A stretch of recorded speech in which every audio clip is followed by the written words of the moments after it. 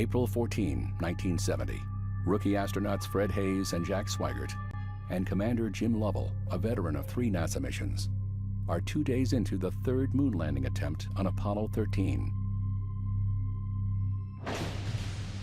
This loud bang occurred.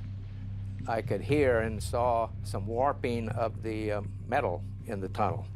The lights started to flash and jets started to fire, and I looked up at Fred to see if he knew what was causing all this commotion, and I could tell he didn't know.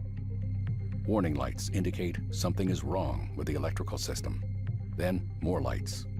2 out of the 3 fuel cells have just died. We've had a problem here. Can say again, please. Houston, we've had a problem.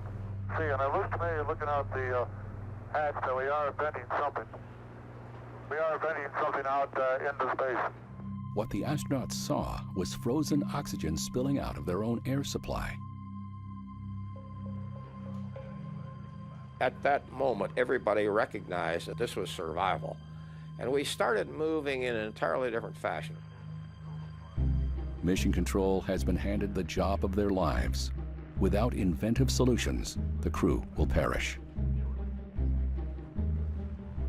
Their crisis is immediate. In the command module, both oxygen and power are dwindling fast. Okay, let's make sure that we don't do anything that will cause us to lose fuel cell number 2. On the stricken spacecraft, energy is in short supply. So all superfluous life support systems are shut off. But even with everything powered down, the air supply will not hold out long enough. The 3 astronauts are exhaling deadly CO2 into the tiny lunar module. The amount of pressure of carbon dioxide was building up in the lunar module. Spare canisters in the command module could save the crew. But these spares are square, and the lunar module carbon scrubber is round. Mission Control needs to figure something out.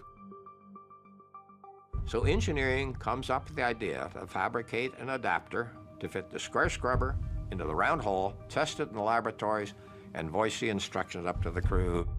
And they used duct tape, a piece of cardboard, and a piece of plastic, and an old sock. Literally within minutes, the crew could see the carbon dioxide pressure starting to drop. The harrowing ordeal of Apollo 13 was a stark reminder that we had not tamed space. Ultimately, it was the highly skilled teamwork of Mission Control that saved the day.